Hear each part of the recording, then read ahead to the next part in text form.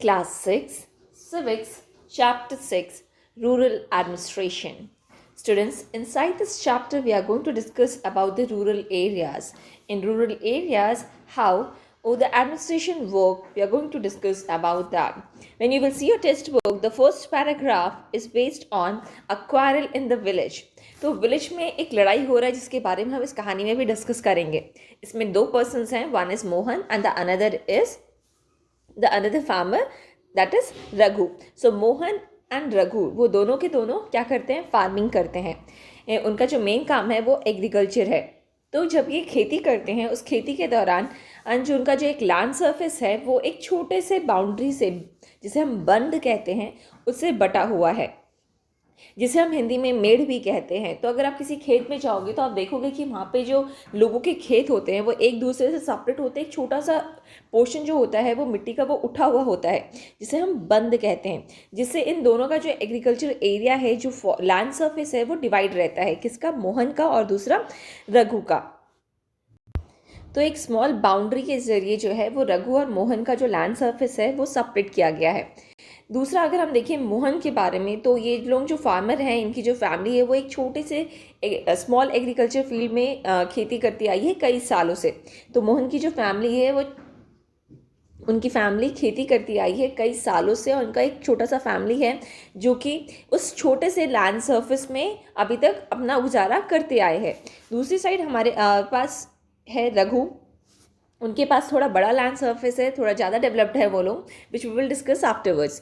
तो इसमें क्या होता है, एक दिन one morning Mohan notice that Raghu had shifted the bund of a few feet. तो एक दिन मॉर्निंग में मोहन जो है वो क्या नोटिस करता है कि उसका जो लैंड सरफेस है वो छोटा हो गया है, क्योंकि रघु ने अपना जो लैंड सरफेस है उसको थोड़ा सा बड़ा कर लिया है. तो वो जो बन वाला एरिया था, जो मेड़ वाला एरिया था, उसको क्या किया, शिफ्ट कर लिया है. If I will discuss like this is the land surface.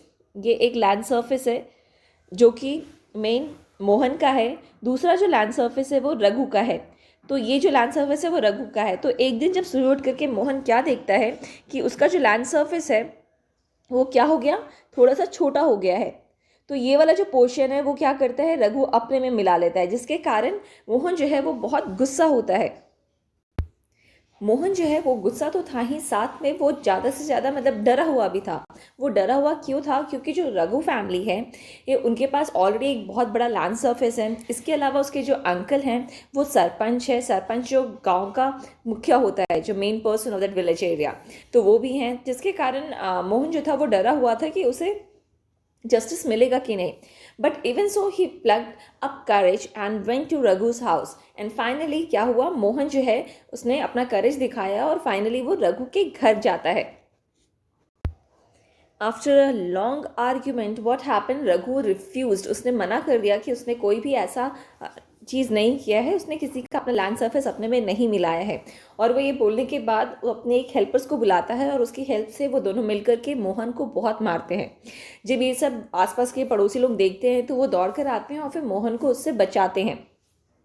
Mohan जो था वो बहुत ज़्यादा जख्मी हो चुका होता है, उसे फर्स्ट एड की ज़रूरत पड़ती है, तो नेबर्स उसे फर्स्ट एड देते हैं. उसके बाद his friend was also ran the village post office. का जो फ्रेंड था वो पोस्ट ऑफिस की तरफ जाता है और वो सजेस्ट करता है कि लोकल पुलिस स्टेशन में हमें जाना चाहिए और वहाँ जाके हमें एक रिपोर्ट फाइल करनी चाहिए. इसी बीच कुछ लोग सजेस्ट करते हैं कि इसमें बहुत सारे पैसे खर्च होंगे. कुछ लोग कहते हैं कि रघु की फैमिली ने ऑलरेडी बहुत सारे पैसे दे रखे होंगे पुलिस स्टेशन में, जिसके कारण वो लोग तुम्हारी डिस्कशंस नहीं सुनेंगे, तुम्हारी बात नहीं सुनेंगे. और बहुत सारा लॉन्ग डिस्कशंस के बाद जो मोहन होता है वो रेडी होता है कि उसे पुलिस स्टेशन जाना है. वो भी उन लोगों के साथ मिलकर के जिन्होंने देखा कि ये सारे इंसिडेंट हुए, मोहन को मारा गया. तो उन लोगों को लेकर के मोहन जो है वो पास के पुलिस स्टेशन में जाता है. Next we will see area of the police station. तो ये area of the police station में क्या होता है, when they one neighbours ask, उसका जो नेबर होता है वो पूछता है कि क्यों ना हम थोड़ा सा और पैसा खर्च करके बड़े वाले जो पुलिस स्टेशन है उसमें क्यों ना चले जाएं हम. तो फिर इस बात, जो कि टाउन में जो पुलिस स्टेशन है थोड़ा और इससे जो बड़ा है, उस पुलिस स्टेशन में क्यों ना चले जाएं. तो फाइनली जो मोहन है वो रिप्लाई करता है कि it is not a question of money. ये पैसे की बात नहीं है. We can register the case only in the police station. हम जो अपना केस है वो उसी पुलिस स्टेशन में रजिस्टर कर सकते हैं, क्योंकि वो हमारे विलेज में आता है. Because our village comes on its area of work, क्योंकि उनका जो पुलिस स्टेशन है वो हमारे, ये जो पुलिस स्टेशन है वो हमारे विलेज एरिया में आता है, तो हम सिर्फ और सिर्फ इसी में कंप्लेन कर सकते हैं, ना कि किसी और पुलिस स्टेशन में जाकर के हमें कंप्लेन करना चाहिए। Every police station has an area, हर एक पुलिस स्टेशन का एक अपना एरिया होता है जिसमें उनका अपना कंट्रोल रहता है, और उसमें जो लोग रहते हैं अगर उनके साथ किसी भी तरह का कुछ होता है, चाहे वो उनका कोई एक्सीडेंट हुआ हो या फिर चोरी हुई हो या फिर किसी ने उनसे लड़ाई किया हो, तो इस केस में वो अपने पास वाले जो पुलिस स्टेशन है जो कि उनके एरिया में आता है, वो वहाँ पे जाकर के अपना रिपोर्ट जो है उसको दर्ज कराते हैं वो। और ये रिस्पॉन्सिबिलिटी होती है उस वहाँ के पुलिस स्टेशन की कि वो जा कर के वहाँ पे इन्वेस्टिगेशन करे, वहाँ पे जाके पता लगाए कि क्या हुआ था और उसके अगेंस्ट वो एक्शंस ले और वो केस को, वो उस एरिया के जो केसेस है उसको जल्द से जल्द सॉल्व करे। Finally, when this Mohan he reached the police station, Mohan went to the person in charge. Mohan जो था वो वहाँ के जो मेन इंचार्ज था पुलिस स्टेशन का, जो कि स्टेशन हाउस ऑफिसर कहा जाता है, SHO के पास जाता है, and he told him about what happened. तो जो भी हुआ इंसिडेंट उसके बारे में मोहन जो है वो उस पुलिस स्टेशन में जाकर के ये SHO को इन्फॉर्म करता है, लेकिन जो SHO है वो कुछ भी इसकी बात नहीं सुनता। इवन उसने ये भी कहा कि मुझे एक रिटन कंप्लेंट फाइल करनी है, फिर भी SHO उसकी बात को अनदेखा करता है और वो बोलता है कि मेरा टाइम वेस्ट मत करो। फाइनली जब ये सारे लोग जो उसकी बात नहीं सुनते हैं, SHO उसकी बात पे बिलीव नहीं करता, विश्वास नहीं करता है, जिसके कारण मोहन जो है वो परेशान होकर के अपने जो भी नेबर्स थे उनको लेकर के आता है फिर उसके जो नेबर्स लोग होते हैं वो मिल करके पुलिस स्टेशन में जाते हैं और वहाँ पे जाके आर्ग्यूमेंट करते हैं कि ये जो भी मोहन कह रहा है वो सही है, उसे बहुत मारा गया है और अगर ये लोग उनसे नहीं बचाते मोहन को तो हो सकता था कि ये बहुत ज़्यादा उसको चोट लग सकती थी। तो फाइनली वो लोग सपोर्ट करते हैं मोहन को, और जो पुलिस स्टेशन में जो SHO होता है वो फाइनली इनकी बात सुनता है। फाइनली जो केस होता है वो रजिस्टर होता है और मोहन को कहा जाता है कि वो लिख करके दे कि उसके साथ क्या हुआ है, वो रिटन कंप्लेंट दे। और इसके साथ साथ वो SHO ये भी कहता है उनके जो नेबर्स होते हैं उनको कि ये वो जल्द ही अपने कांस्टेबल जो है उनको भेजेगा next day to investigate the incident. उस इंसिडेंट जो भी हुआ वहाँ का इन्वेस्टिगेट करने के लिए वो अपने एक सिपाही को भेजेगा वहाँ पे जाकर के देखने के लिए। So till here we discussed कि अगर गाँव में कुछ भी इस तरह की लड़ाई झगड़े होते हैं तो कौन सॉल्व करता है, किस तरह से मुकदमा दर्ज होता है और फिर लास्ट में आके ये पुलिस जो है उसको कैसे सॉल्व करता है, इसके बारे में हमने डिस्कस किया। Next we are going to discuss about the maintenance of land records. तो गांव में जो भी लैंड होते हैं उसका रिकॉर्ड कौन रखता है, इसके बारे में हम अभी डिस्कस करेंगे। तो एक तो हमने देख लिया कि उनका जो लड़ाई था वो सिर्फ एक लैंड सर्फेस को लेकर के था, जिसमें मोहन ने कहा कि रघु ने उसका लैंड सर्फेस ले लिया है। अगर वो पुलिस स्टेशन नहीं जाते, लड़ाई झगड़ा नहीं होता, तो उसके अलावा वो एक और तरीके से ईजिली अपना जो प्रॉब्लम है उसको सॉल्व कर सकते थे, जो हम इस पैराग्राफ में देखेंगे। Measuring lands and keeping land records they known as patwari. तो वो इंसान जो कि लैंड रिकॉर्ड्स रखता है और उसको मेज़र करता है उसे हम पटवारी कहते हैं। पटवारी का जो काम है वो क्या है, एक तो पहले वो ये करता है कि वहाँ पे पटवारी जो है वो क्या करता है, वो मेज़र करता है कि गांव में कितना लैंड सरफेस है, कितना लैंड किसके पास है, और उसका एक रिकॉर्ड रखता है। वो मेन काम होता है किसका, पटवारी का। The patwari is known by different names in different states. Patwari जो है वो अलग अलग जगहों पे डिफरेंट स्टेट्स में डिफरेंट नेम से जाना जाता है। जैसे in some villages such officers are called lekhpal, कहीं कहीं पर इन्हें लेखपाल भी कहा जाता है। इन अदर्स कानूंगो, कहीं जगह पर इन्हें कानूंगो कहा जाता है। या फिर इसके अलावा कुछ और जगहें हैं जहाँ पर इन्हें डिफरेंट नामों से जाना जाता है, जैसे कर्मचारी और विलेज ऑफिसर। तो ये सारे डिफरेंट नाम हो गए जो कि उन्हें अलग अलग जगह पर अलग अलग नामों से संबोधित किया जाता है। तो हमने क्या देखा अभी, उनके अलग नाम होते हैं जैसे कर्मचारी या फिर विलेज ऑफिसर। तो ये डिफरेंट नेम्स डिफरेंट जगह पे दिया जाता है, लेकिन हम इस बुक में मेनली उनको रेफर करेंगे एज अ पटवारी। तो पटवारी के नाम से हम उन्हें संबोधित करेंगे। इसमें मेनली पटवारी का क्या काम है, पटवारी ये देखता है कि किसी भी गांव में जो भी लैंड सरफेस है वो कितना, किसके पास कितना खेत है, उसके बाद अगर कोई अपने खेत में कुछ नया डेवलपमेंट करता है, कुछ नया चेंजेस करता है, या फिर कुआं खुदवाना हो गया, यही सब का रिकॉर्ड जो है वो पटवारी रखता है। इसके अलावा कौन सी फसल उसने उगाई, ये सारे रिकॉर्ड्स भी पटवारी उसमें अप करता है। तो वो हर एक चीज़ जो है उस खेत के बारे में, हर एक इन्फॉर्मेशन, वहाँ के जितने भी लोग हैं, जितना उनके पास लैंड है, उन सब का रिकॉर्ड जो होता है वो पटवारी के पास रहता है। और वो समय समय पे उसमें अपडेट भी करता रहता है, जो भी नए नए चेंजेस आते हैं। अगर कोई किसी से खेत खरीदता है तो वो उसके बारे में जो नया रिकॉर्ड रहता है वो उसे भी उसमें एंट्री करता जाता है। तो ये सारा काम पटवारी का होता है। जो पटवारी हैं वो एक लॉन्ग चेन यूज़ करते हैं और डिफरेंट जगह पे डिफरेंट चीज़ें यूज़ करते हैं वो लैंड को मेज़र करने के लिए। तो हमने देखा था कि मोहन और जो रघु का लैंड सरफेस था उसमें थोड़ा आगे पीछे हुआ था। तो ये जो पटवारी है वो ईजिली आकर के मेज़र करके बता सकता था कि ऐसा हुआ है या नहीं हुआ है, किसने किसका लैंड बाउंड्री लिया है, वो ईजिली इससे पता चल सकता था। किससे, जब पटवारी आके उसे एक बार ईजिली चेक कर लेता। इसके अलावा पटवारी जो है वो इसके लिए भी रिस्पॉन्सिबल है कि उसे वहाँ का जो लैंड रेवेन्यू होता है, जो कि टैक्स कहा जाता है, उस लैंड का जो एरिया जो टैक्स पे करते हैं फार्मर्स, तो वो भी पटवारी यहाँ से कलेक्ट करता है। इसके अलावा वो फार्मर्स कौन से एक क्रॉप्स ग्रो कर रहे हैं, ये सारी इन्फॉर्मेशन भी वो गवर्नमेंट को देता है। This is done from the records that are kept. और ये सारे के सारे रिकॉर्ड्स जो होते हैं वो नाइसली उसको रखे जाते हैं, जो कि पटवारी के लिए इम्पॉर्टेंट होता है। और ये हमेशा उसको अपडेट करता रहता है।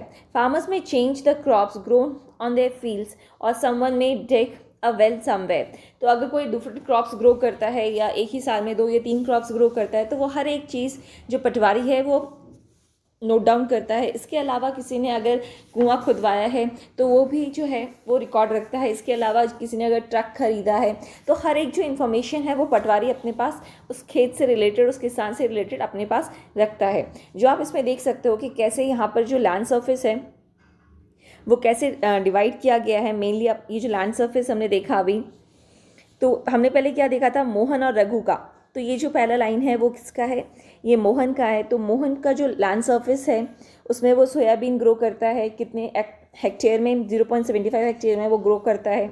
उसके बाद दूसरा था हमारा रघु का। रघु का जो लैंड सरफेस है उसमें वो सोयाबीन, वीट, ये सारी चीज़ें ग्रो करता है। इरिगेटेड फैसिलिटी है इसमें। इसका जो एरिया है वो 2.75 हेक्टेयर है। इसके अलावा इसमें वेल भी है, मतलब कुआं भी एक खुदा हुआ है। तो इस तरह की इन्फॉर्मेशन हमें किससे मिलती है, पटवारी के रिकॉर्ड से मिलती है।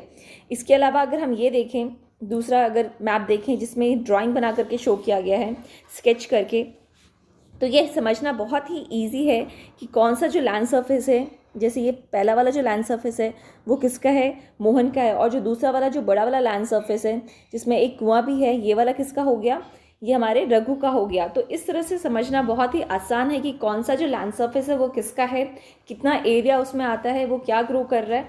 तो ये सारा का सारा जो रिकॉर्ड्स रहता है वो किसके पास रहता है, पटवारी के पास।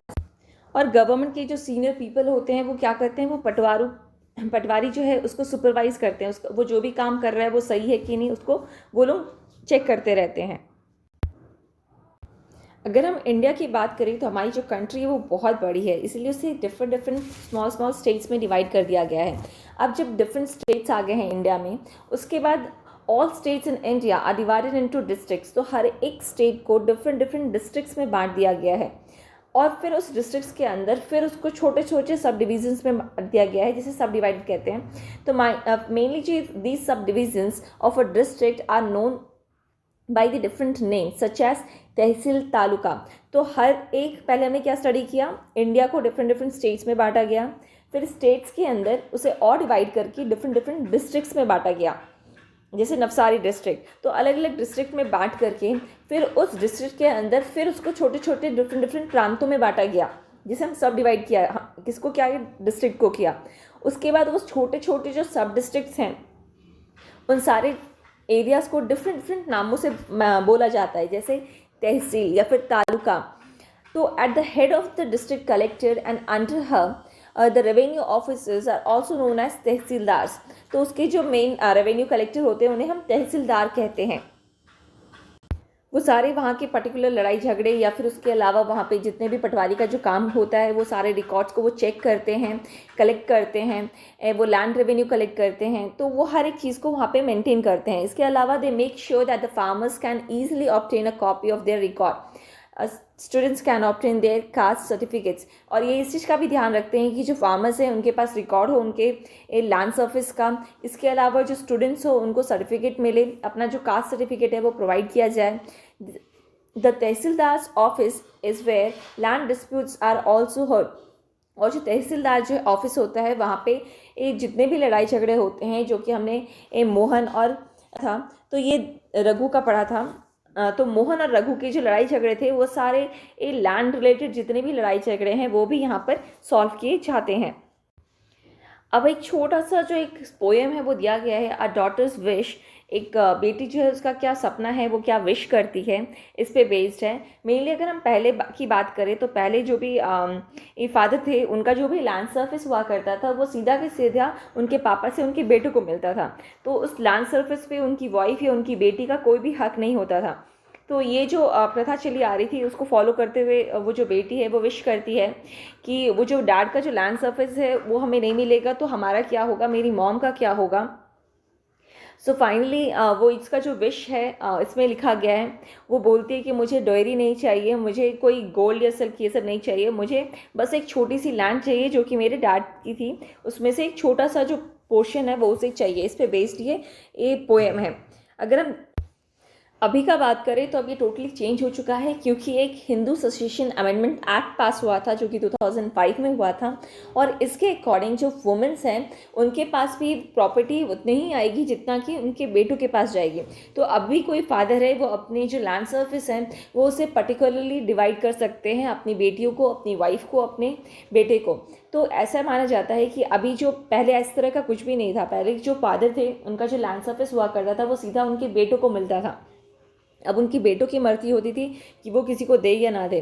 But according to this new Hindu succession amendment act 2005 में जो आया था, इसके अकॉर्डिंग तो इस लॉ के अकॉर्डिंग जो भी लैंड सर्फिस है वो इक्वली डिवाइड होगा। अगर जो फादर है अगर वो डेथ हो जाती है उसकी, तो उसके बाद वो जो लैंड सर्फिस है वो इक्वली डिवाइड होगा उनके बेटों में, उनकी बेटियों में और उनकी वाइफ में। तो वो इक्वली जो लैंड सर्फिस है वो डिवाइड होगा। तो ये जो लॉ आया है वो हर जगह फॉलो होता है इंडिया में, चाहे वो कोई भी स्टेट हो या कोई भी यूनियन टेरिटरी हो, हर जगह ये जो लॉ है वो फॉलो होता है। और ये जो लॉ है वो बहुत ज़्यादा बेनिफिट करता है फीमेल्स को। जैसे हम बात करें, एक एग्जांपल लें अगर सुधा की, तो सुधा जो है वो एल्डेस्ट डॉटर है, सबसे बड़ी वाली डॉटर है, और वो एक एग्रीकल्चरल फैमिली से बिलोंग करती है। और जब वो मैरिड हो जाती है तो वो आसपास के जो गांव है वहाँ पर रहती है। जब उसके पापा की डेथ हो जाती है उसके बाद सुधा जो है वो आती है और अपनी मम्मा की हेल्प करती है किसमें, फार्मिंग करने में। हर mother has asked the patwari to transfer the land and enter her name along with the names of all the children in his record. उसकी जो मम्मा है वो क्या कहती है पटवारी को कि वो जो लैंड सर्फिस है उसमें उसकी बेटी और सारे जितने भी बच्चे हैं उसके सबका नाम लिख दिया जाए। तो उसके मरने के बाद वो जो लैंड सर्फिस होगा वो क्या होगा, सारे बच्चों में इक्वली डिवाइड हो जाएगा। Sudha's mother confidently organise the farming with the help of the younger brother and sister. Similarly, Sudha also leaves with the assurance that if she ever has a problem, she can always depend upon her share of the land. तो सुधा इसके लिए भी अब वो संतुष्ट है कि कल को अगर कुछ भी होता है, इसके फैमिली मेम्बर्स जो हैं अगर वो लोग उसे निकाल देते हैं तो फाइनली उसके पास एक छोटा सा लैंड सर्फिस रहेगा जो कि उसके डैड का है और वो अपना गुजारा कर सकती है। Thank you.